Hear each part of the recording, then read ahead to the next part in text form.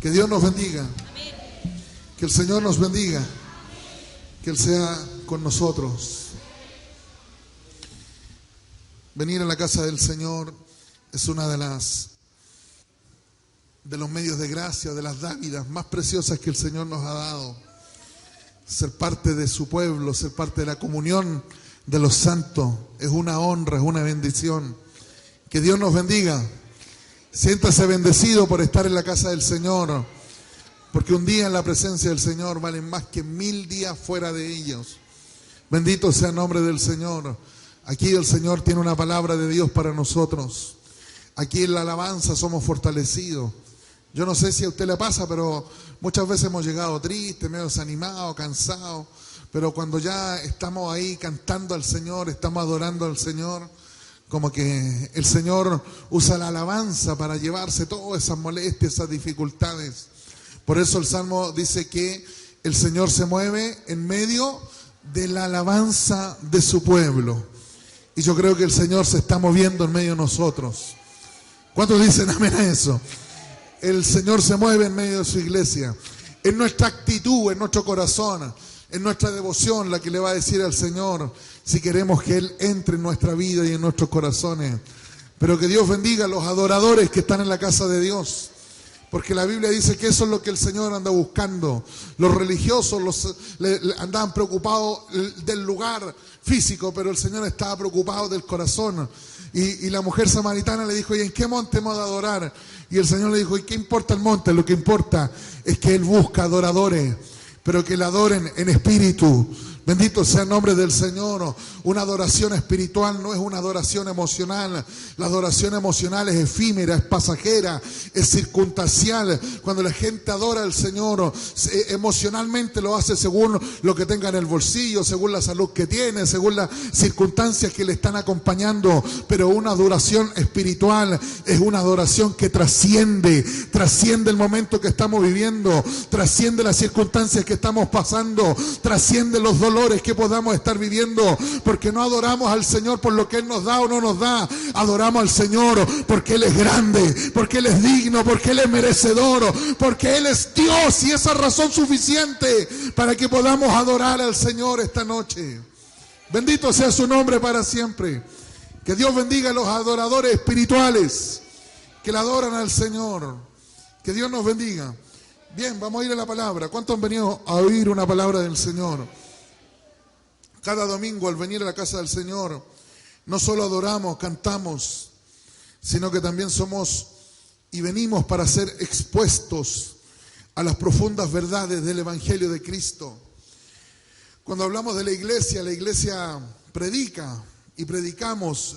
El mensaje que las iglesias tenemos no es un mensaje motivacional, por decirlo de alguna manera. Nosotros, los predicadores y los que ocupan los altares, no tienen la responsabilidad de ser así tipo coach motivacional como se ve tanto en las empresas hoy en día. A nosotros se nos ha dado una responsabilidad y es predicar el Evangelio del Señor. ¿Cuántos dicen amén a eso? Porque dice el libro de Corintios que a Dios le agradó salvar a los hombres. Bendito sea el nombre del Señor. ¿Y cómo los salva? Dice 1 Corintios capítulo 1. Y a Dios le agradó salvar a los hombres por la locura de la predicación. Bendito sea Dios. Dios no le encomendó la tarea a los ángeles. Dios nos entregó la tarea a nosotros de predicar el Evangelio del Señor. Porque cuando predicamos el Evangelio del Señor hay un fin que alcanzamos. ¿Y sabe cuál es el fin que alcanzamos? Que nuestra alma sea salva. Bendito sea el nombre del Señor. No hay otro propósito cuando nos paramos en este lugar, ya sea un día martes, un día jueves, ya sea un domingo, ya sea que lo hagamos en la calle, en la radio, que lo hagamos en el Facebook, en el YouTube, por donde quiera que nos paremos y tomemos el micrófono. Tenemos un solo objetivo: predicar el Evangelio del Señor, porque al Padre le agradó salvar a los hombres. El Señor no va a salvar a los hombres con los ángeles, no. El Señor no va a salvar a los hombres con la creación. El Señor salva a los hombres cuando los hombres y las mujeres escuchan el Evangelio de Cristo, porque el Evangelio de Cristo es revolución, el Evangelio de Cristo es salvación para el ser humano. ¿Cuántos dicen amén a eso? ¿Y cuántos quieren ser expuestos a la predicación del Evangelio? Esa es una honra, es una bendición. Bendito sea el nombre del Señor, porque el Evangelio, ¿sabe por qué es una honra ser expuesto a la predicación del Evangelio? Porque el Evangelio es como el doctor. El doctor no nos dará lo que nosotros queramos, nos dará lo que a nosotros nos mejore. Y cuando uno mira en el plan eterno del Señor, su redención, su obra salvífica, el Señor miró a la humanidad y vio que la gran necesidad de la humanidad era que ellos fueran salvos de sus pecados. Por eso el Señor dotó y envió a su Hijo Jesucristo, quien vino, se humanó en una virgen y nació, estuvo, dice la Escritura, en medio de nosotros. Y a Él, cuando Él nació, Él dice que su nombre iba a ser Emanuel, que significaba Dios con nosotros. Su nombre iba a ser Jesús, que significaba Salvador. Su nombre iba a ser el Cristo, que significaba el Mesías prometido. Porque estos tres nombres, el Emanuel, tipificaba la presencia de Dios. Jesús tipificaba el nombre con su misión más importante. ¿Cuál era la misión más importante de Jesús? Salvar a la humanidad, salvar a los hombres de sus propios pecados. Y en tercer lugar, el Mesías, ese concepto tan precioso que nos habla el Cristo, nos dice que Jesús es todo lo que Dios había prometido a la humanidad. Dios creó a la humanidad y antes de la fundación del mundo, aún Dios sabía que la humanidad le iba a fallar, le iba a pecar y se iba a alejar del Señor. Pero el Dios que adoramos es tan glorioso, hermano, es tan maravilloso que aún antes de la humanidad, Dios ya había preparado al Cristo, al Hijo del Dios viviente, a ese que iba a ser nuestro Redentor, ese que iba a traer todas las promesas del Señor. Porque Dios, hermano querido, no te ha fallado en ninguna promesa, no se ha equivocado en ninguna promesa. Él prometió darte vida y vida tenemos. Él prometió sostenernos y nos ha sostenido. Él prometió perdonarnos de nuestros pecados. Y la Biblia dice que hoy, esta noche, a esta hora, que si confesamos nuestros pecados, Él es fiel y justo para perdonarnos de nuestros pecados. Bendito sea el nombre del Señor. Nuestras tristezas, nuestras amarguras, las depresiones que a veces arrastramos son más el resultado de una promesa que no nos hemos abrazado, más el resultado de que creemos que Dios está lejos. Dios está presente, Dios está cerca, Dios no ha fallado, Dios no se ha equivocado. Él lo que dijo, Él lo cumplirá. Bendito sea el nombre del Señor, y Él lo va a seguir cumpliendo en la persona de Cristo, el Hijo del Dios viviente. Y la Biblia dice, no lo digo yo, la Biblia dice que Dios le dio todo poder, toda autoridad a su Hijo Jesucristo, y Jesucristo delegó todo poder y toda autoridad a la iglesia de Cristo, y usted y yo somos parte de la iglesia del Señor. Por lo tanto, todas las promesas de Dios están cumplidas en Cristo, el Hijo del Dios viviente. ¿Cuántos dicen amén a esa palabra? En el Señor todo está cumplido. El problema es cómo lo apropiamos y cómo tomamos de ella. Cuando yo leía este pasaje precioso del apóstol Pablo a los hermanos de Tesalónica, llegaba a entender una verdad tan hermosa que está expresada aquí. Porque mire, cuando nosotros predicamos el Evangelio, tenemos una carga en nuestro corazón, y la carga que se nos pone es vivirlo, es experimentarlo. Es no de tener una experiencia humana, emocional, porque eso es pasajero, porque eso no es permanente, porque eso no es duradero en la vida de las personas. Hay mucha gente, ¿cuántos? Y quizás los hermanos que son más antiguos van a corroborar lo que digo. ¿Cuántas personas no han pasado a nuestros altares y han hecho compromisos de fe? Y nosotros nos hemos alegrado, porque la Biblia nos manda alegrarnos cuando alguien confiesa al Señor como su único y personal Salvador. Pero tristemente la otra cara de la moneda es que de ese porcentaje de gente que reconoce al Señor, muy pocos se quedan, muy pocos toman el compromiso de perseverar en el tiempo. Las razones podrían ser múltiples y podrían ser muchas. Pero cuando yo leo este pasaje maravilloso, encuentro por lo menos dos verdades de cómo debe de llegar el evangelio a la vida de las personas. Pablo habitualmente en sus epístolas se presentaba, decía con quién estaba. Yo, Pablo, Silvano, Timoteo, no sé, le mandamos saludos junto a la iglesia que está en Efeso, a los hermanos que están allá. Siempre hacía eso. En su estructura también hacía una oración, y las oraciones de Pablo son maravillosas porque expresan lo que está en el corazón, el deseo que está en el corazón, pero habitualmente nos dan testimonio de la iglesia que está recibiendo esta epístola. Cuando miramos en este caso particular, Pablo dice que él da gracias al Señor. ¿Y por qué da gracias al Señor? Porque los hermanos se han acercado a Dios y han demostrado una fe. Mire lo que dice el versículo número 3. Han demostrado que su fe tiene fruto, tiene obra.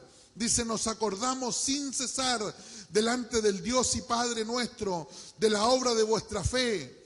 Dice, nos acordamos de vuestro trabajo, de vuestro amor, de vuestra constancia en la esperanza de nuestro Señor. Ya ese puro versículo nos otorga algunas cualidades que tiene la iglesia tesalónica. ¿Cómo es? Es una iglesia que su fe no está en palabras, está en obras.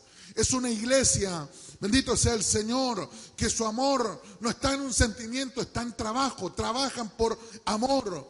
Y no solo eso, sino que tienen un fruto que es glorioso y es difícil tenerlo, que tienen constancia. ¿Cuánto nos cuesta, hermano, tener constancia y tener perseverancia? ¿Cuánto les cuesta, hermano? Seamos honestos con nosotros mismos delante del Señor. Pero Pablo dice que la iglesia tesalónica tiene constancia, tiene perseverancia. No está ahí titubeando, está perseverando. Ahora dice Pablo, yo conozco, hermanos amados, vuestra elección. ¿Y a qué se refiere en vuestra elección? Yo conozco el momento de vuestra, déjeme decirlo así, de vuestra conversión, dice Pablo. Porque cuando el Señor los eligió y ustedes aceptaron el evangelio del Señor y ustedes le dijeron sí al Señor, Pablo dice por lo menos dos cosas que son las que quiero impregnar en su corazón esta noche. ¿Cómo llegó el evangelio? Pablo dice, el evangelio a ustedes no les llegó solo en palabras.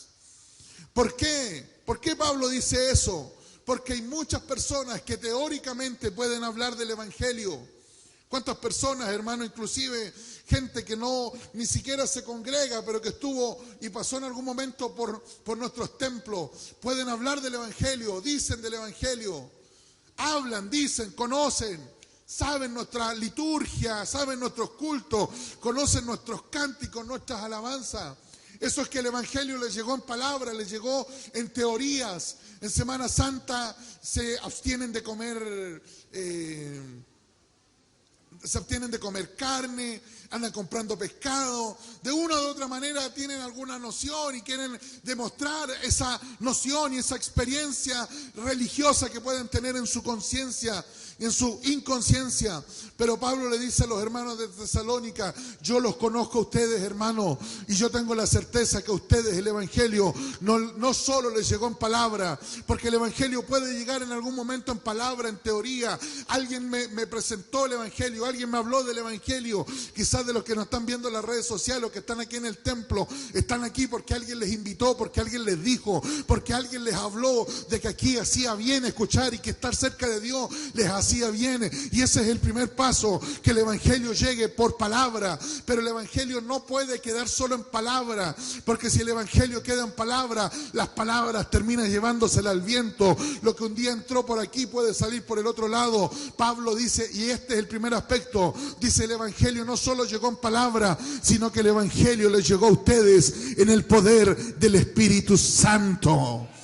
Bendito sea el nombre del Señor, porque el evangelio no es teoría, el evangelio no es filosofía abstracta humana, el evangelio es un poder que, como dice la alabanza, no lo puedo ver, no lo puedo tocar, pero sí se siente en el alma, sí se siente en el corazón, es una experiencia vivida. Bendito sea el nombre del Señor. Allá afuera la gente puede venir y contradecir nuestra fe, pueden pelear con la Biblia, pueden darnos argumentos, pero con lo que nunca van a pelear va a ser con la experiencia que tengamos con el poder del Espíritu Santo, porque nos podrán dar mil argumentos que Dios no existe, pero nadie va a sacar mis experiencias con Dios, nadie va a borrar mis lágrimas con el Señor, nadie va a vivir y nadie va a borrar de mi ser cuando estábamos en tristeza, en angustia, y Él nos dio vida, Él nos dio esperanza, Él nos dio una nueva oportunidad, por Él estamos aquí. ¿Cuántos dicen amén a la palabra del Señor?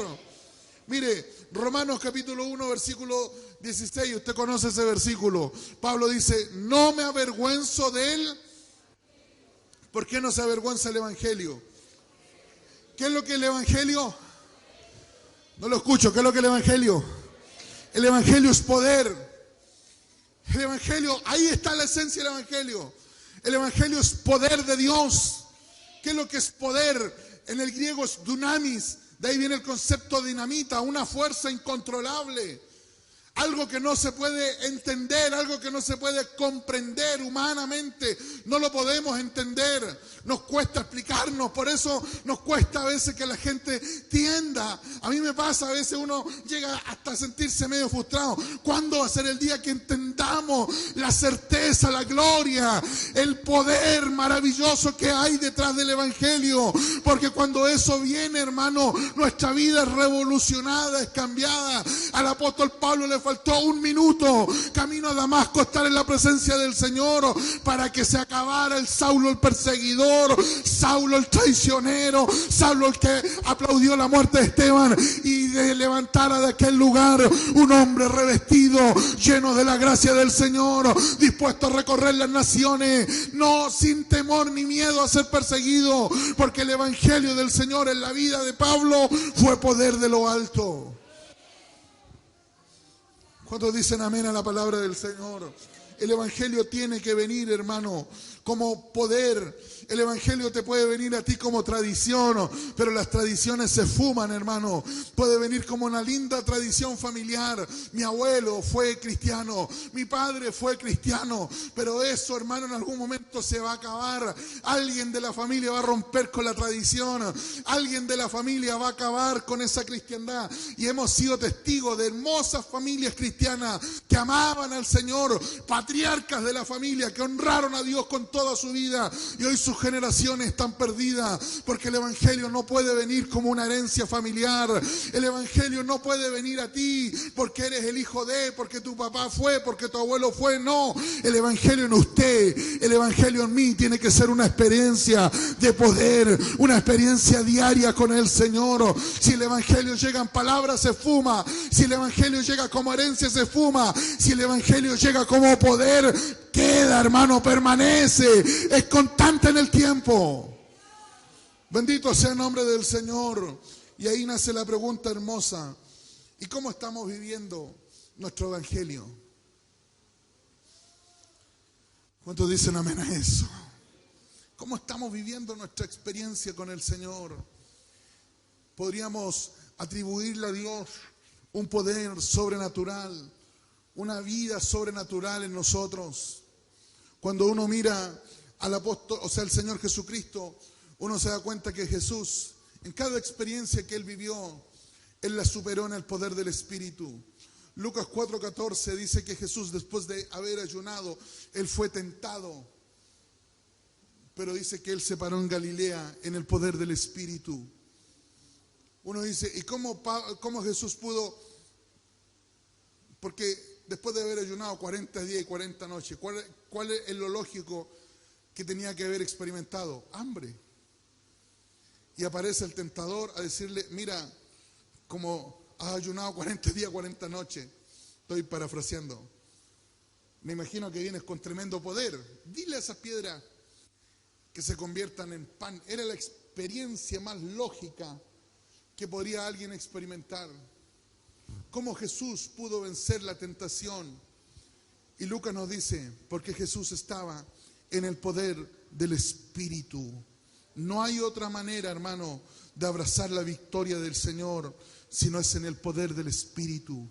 Pablo estaba tan preocupado de este tema, estaba tan asistido en este tema, que mire, cuando escribe 1 Corintios capítulo 2, Le dice, hermanos, mire, yo cuando fui a vosotros a anunciaros el testimonio de Dios, dice, no fui a vosotros con excelencia de palabra ni de sabiduría. Pues Pablo dice, yo me propuse entre vosotros no saber cosa alguna, sino a Cristo crucificado. Y mire lo que dice, que es un desafío para nosotros los que predicamos. Y él dice, y estuve con vosotros con debilidad, con temor y temblor, y ni mi palabra y ni mi predicación fueron palabras persuasivas de humana sabiduría. Y usted conoce esa palabra, ¿no es cierto? Dice, sino que con demostración del Espíritu Santo y de poder. Pablo dice, yo voy donde ustedes, hermanos de Corintio, pero voy tal como soy, un hombre débil, temeroso, tembleroso, y ni siquiera tengo elocuencia en mis palabras. Ellos estaban acostumbrados a escuchar a elocuentes. Cefas y otros que estaban ahí en Corintio eran conocidos por su oratoria, por su capacidad de expresar ideas y de sorprender a la gente en sus discursos. Pero Pablo dice, yo voy donde ustedes y no me importa ir con palabras de sabiduría humana. No quiero ir donde ustedes con palabras humanas. ¿Y saben por qué? Porque no quiero que la fe de ustedes esté fundamentada en la sabiduría de los hombres. Dice, me propuse una cosa, y eso que me propuse es no saber nada entre ustedes, sino a Jesucristo y a este crucificado. Y vine con demostración de Espíritu Santo y de poder. Bendito sea el nombre del Señor, porque el poder del Señor genera fundamento en la vida del creyente. Cuando tenemos una experiencia de poder, hermano, podemos tener raíces profundas, capaces de soportar grandes tormentas. Bendito sea el nombre del Señor.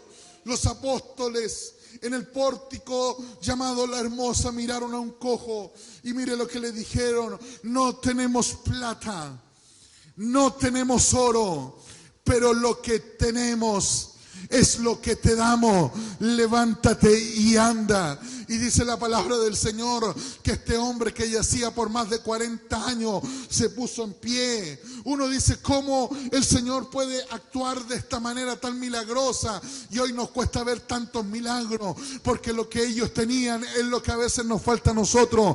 Ellos quizás no tenían ni el conocimiento, ni la ciencia, ni la tecnología, ni todos los recursos, ni las comodidades que nosotros teníamos, pero tenían algo que es mucho más poderoso que todos los recursos del siglo XXI. Ellos vivían en el poder del Espíritu, y en el poder del Espíritu sanaban a los enfermos, en el poder del Espíritu hacían grandes milagros. Bendito sea el nombre del Señor. Si tú quieres que el Evangelio llegue a tu vida, deja de buscarlo en letra, deja de buscarlo en palabras y en consejos humanos. Búscalo en tu oración, búscalo en tu intimidad, búscalo en el secreto, porque ahí en el secreto, en tu problema, en tu dificultad, hay un poder que puede caer, hay un poder sobrenatural que se puede derramar sobre tu vida.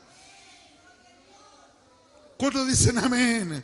Mire, me acuerdo de ese monje en plena Edad Media, recorría los palacios cuando la iglesia católica era una sola y tenían el poder judicial, el poder del Estado, las riquezas, los impuestos de los hombres. Dice que un monje iba caminando con otro y miraban las riquezas del Vaticano y miraban los oros y miraban un montón de cosas. Y mira al otro y le dice, si nosotros fuéramos Pablo y Pedro, no podríamos decir, como dijeron ellos, no tenemos plata ni oro, porque ahora nuestro templo está lleno de plata y oro. Y el otro monje lo miró y le dijo, sí, pero con todo este plata y todo este oro tampoco le podríamos decirle al cojo, levántate y anda.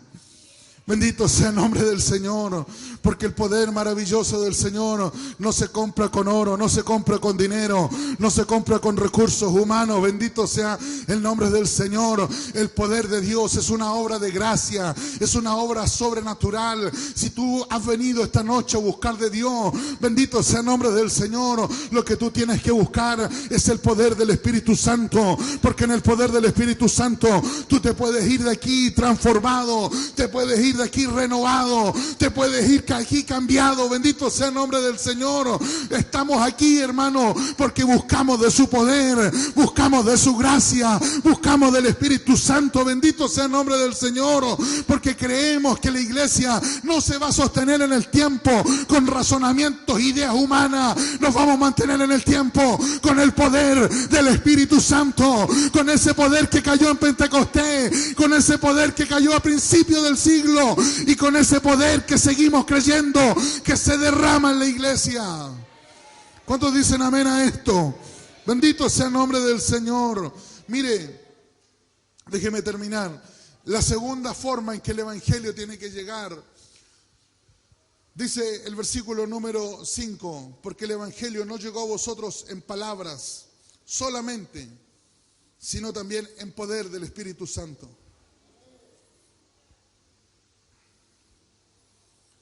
Porque mire, hermano, el Señor conocía tanto nuestros impulsos humanos. Cuando Jesús iba a ascender, ahí en Hechos capítulo 1, apareció el Iscariote, el celote, Judas, este revolucionario que quería matar a los romanos y que quería que el Señor fuera el rey literal. Ve que el Señor había resucitado y Jesús le había dicho que iba a ascender y pensaba que en ese ascenso se acababa su esperanza de restaurar a Israel.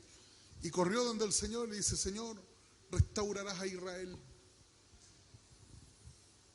El Señor lo miró y le dijo: no os toca a vosotros saber los sazones y los tiempos que el Padre ponga en su soberana voluntad.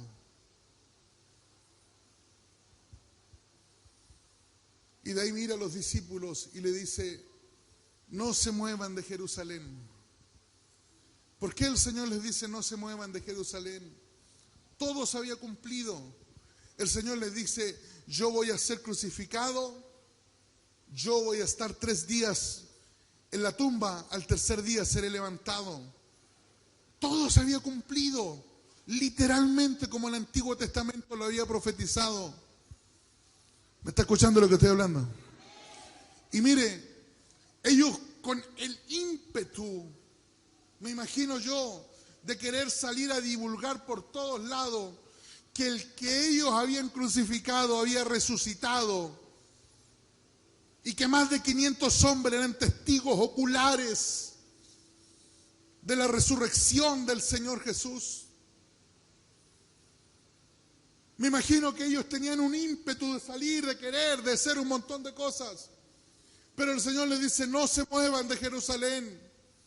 No salgan, no se muevan. ¿Por qué no se muevan?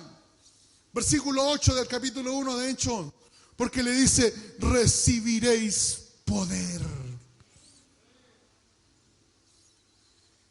Usted conoce ese versículo hermoso.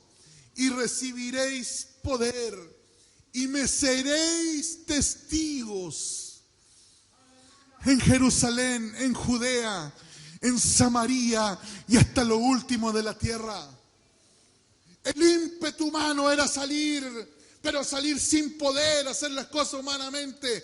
El Señor sabía que eso era tiro corto, eso no se iba a mantener, eso iba a ser un entusiasmo nomás. El Señor sabía que la única manera que el Evangelio se predicara y llegara hasta lo último de la tierra es que estos hombres que habían sido testigos, que habían visto al Señor resucitar y ahora lo iban a ver ascender al cielo en victoria, estas personas pudieran soportar la prueba, las dificultades, las persecuciones, las matanza. Era que ellos fueran revestidos e investidos de un poder de lo alto. Por eso les dice: no se muevan, no salgan, no se atrevan a hacer tareas humanamente, porque les va a ir mal. Van a recibir poder, y cuando reciban ese poder van a ser testigos, van a ser pregoneros, van a predicar el Evangelio desde Jerusalén hasta lo último de la tierra. ¿Sabe cuál es nuestro problema? Que no escuchamos al Señor cuando nos dice: no se muevan hasta que sean investidos del poder de lo alto. Queremos servir y queremos hacer 1000 cosas, pero cuando no estamos investidos de ese poder de lo alto, tendemos en las pruebas, en las dificultades, menguar, bajar la guardia. El Evangelio tiene que ser en nosotros una experiencia de poder. ¿Cuántos dicen amén a eso? Y en segundo lugar, el Evangelio dice el versículo que llegó en el poder en el Espíritu Santo y llegó en plena certidumbre. Y esto es maravilloso, hermano, porque el Evangelio no solo llega en poder del Espíritu Santo, sino que el Evangelio cuando entra en la vida de las personas, ¿sabe lo que trae? Trae seguridad, trae confianza. Esta palabra certidumbre en el griego es pleroforia, que significa literalmente una convicción y una certeza. Cuando el Evangelio llega a la vida de las personas, el Evangelio no viene a sembrarnos dudas, hermano. El Evangelio no trae incertidumbres en la vida de las personas. Tampoco viene a dejarnos sin saber para dónde caminamos. Efesios capítulo 2, versículo 10, dice que somos hechuras suyas. Somos creados en Cristo Jesús para buenas obras. Cuando usted, hermano, usted y yo hemos reconocido al Señor y hemos sido revestidos del poder del Evangelio, el Evangelio lo que hace es traer certidumbre, hermano, es tener confianza plena, segura, bendito sea el nombre del Señor. Segura, segura. No hay cosa más gloriosa, hermano, que creyentes que tengan convicciones. Bendito sea el nombre del Señor. Me tocó hace muchos años atrás ir a ver a una pastora que tenía un cáncer terminal. Le habían dado horas de día y cuando entramos a la habitación con otro pastor, nos miró y lo primero que nos dijo: estoy lista para irme con mi Señor. Oiga, hermano, alguien en el lecho del dolor que tenga certeza, convicciones, nos habla de un cristianismo que está enraizado en un evangelio que está encarnado. Bendito sea el nombre del Señor. Pablo dice: ustedes son hechura, hechura es creación. Ustedes han sido creados por Dios y han sido creados para buenas obras. ¿Cuántos dicen amén a eso? Y Pablo dice: pero en esas buenas obras Dios ya las preparó.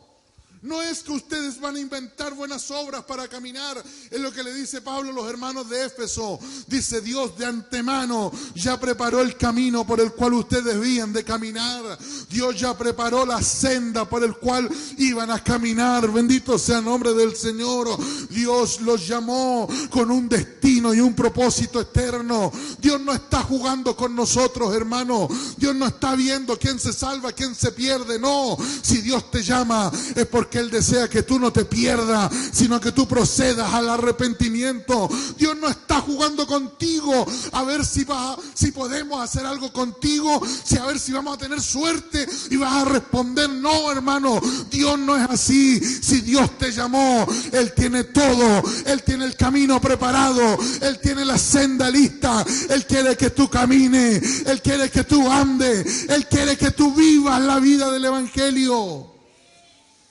Gloria sea el nombre del Señor. ¿Cuántos dicen amén a eso? El Evangelio, hermano, trae certezas inamovibles. El Evangelio trae convicciones seguras a la vida de las personas. Conocí bibliográficamente a un pastor que trabaja con jóvenes con problemas de adicciones. Neil T. Anderson escribió un libro precioso, Victoria sobre la oscuridad. Él es un pastor psicólogo y cada cierto tiempo sale fruto de su trabajo. Jóvenes rehabilitados, personas que estaban en adicciones y son libres. Y un día le preguntaron: pastor, ¿y cuál es su secreto? ¿Cuál es el secreto para usted ayudar a estos jóvenes en adicción? Y él dijo: yo logro solo un objetivo en la mente de estos jóvenes en adicción. Él dijo: yo logro impregnarles en la mente que lo que necesitan es a Dios y que Dios es suficiente en ellos.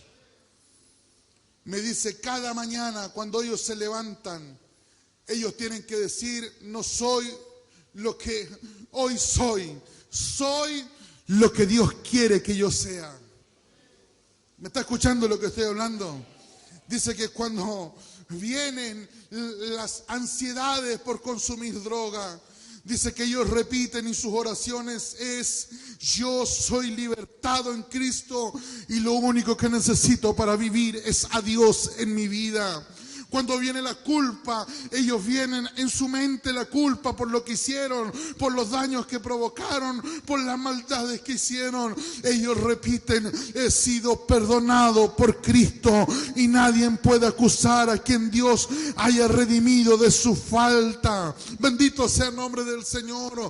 Él dice: cuando lleno la mente de estos jóvenes de la certeza del Evangelio, sé, dice él, que pueden enfrentar el mundo sin adicción. Sé que pueden enfrentar los problemas que viven. Bendito sea el nombre del Señor. ¿Sabe por qué nosotros no podemos enfrentar las dificultades con victoria? Porque somos tan vulnerables a nuestras debilidades, porque no tenemos certeza ni convicciones, porque el Evangelio llega en una palabrería.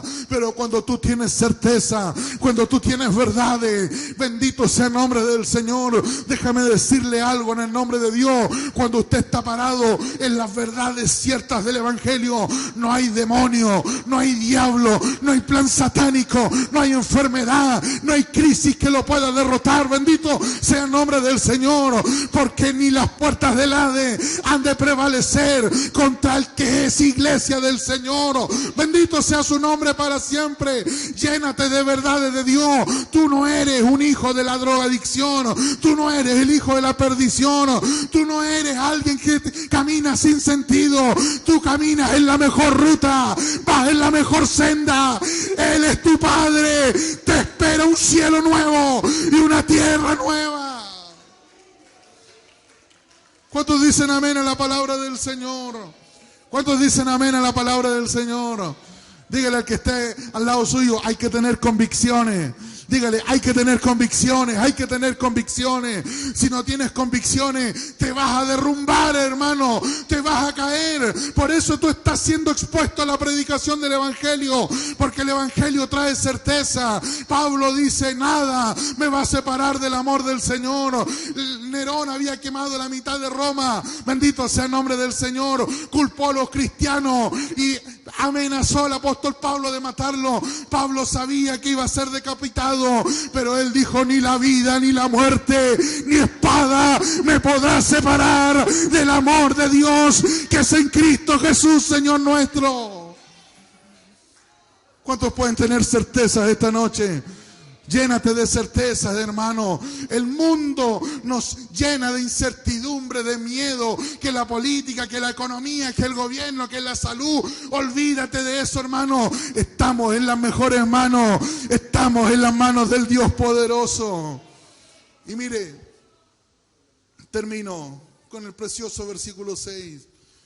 Pablo dice: el Evangelio no solo llega en poder, llega en convicciones. Y cuando el Evangelio llega en poder y llega en plena certeza, Pablo dice en el versículo número 6: entonces vinimos a ser imitadores de vosotros y del Señor. ¿Cuál es la crisis más grande que vivimos? Ser. Nos cuesta ser.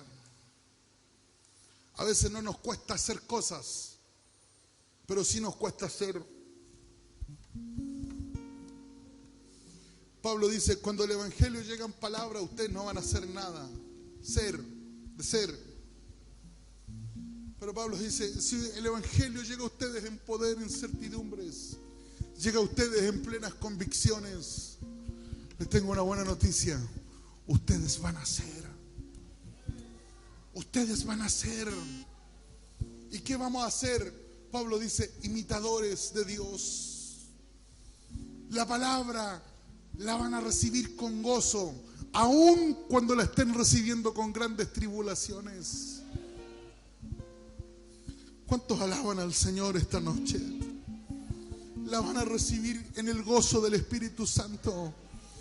Tanto que luchamos, me cuesta hacer, a mí igual me cuesta hacer, cuesta, hermano, cuesta tener disciplina, cuesta comportarse de cierta manera, cuesta responder a la vida de cierta forma, pero Pablo dice: cuando el Evangelio llega en poder, en convicciones, el fruto de eso es que ustedes son. Aleluya. ¿Cuántos alaban al Señor? ¿Cuántos alaban al Señor? Déjate, hermano, de luchar con lo que es que no puedo hacer. No, hermano, déjate de luchar con tus debilidades. Deja que el Espíritu Santo penetre. Deja que las verdades de Dios penetren en tu mente, tu corazón. Bendito sea el nombre del Señor. Cuando estás débil, di que eres fuerte. Cuando te sientas débil, di que eres un ganador. Bendito sea el nombre del Señor. Cuando el diablo venga con culpa, recuérdale a ese que te recuerda culpa, que tú fuiste perdonado. Y el que ha sido perdonado no puede ser acusado delante del Padre. Bendito sea el nombre del Señor. Cuando vengan las tribulaciones, recuerda que no vienen para separarte de Dios.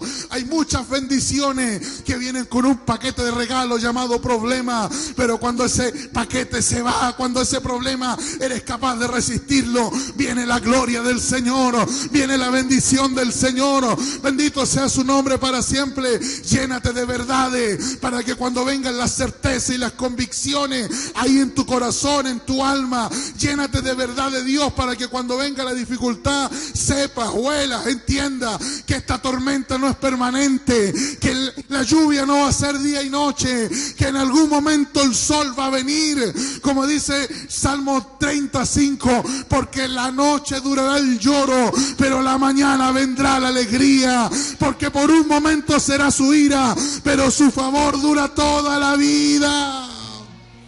Póngase en pie, mi amado hermano.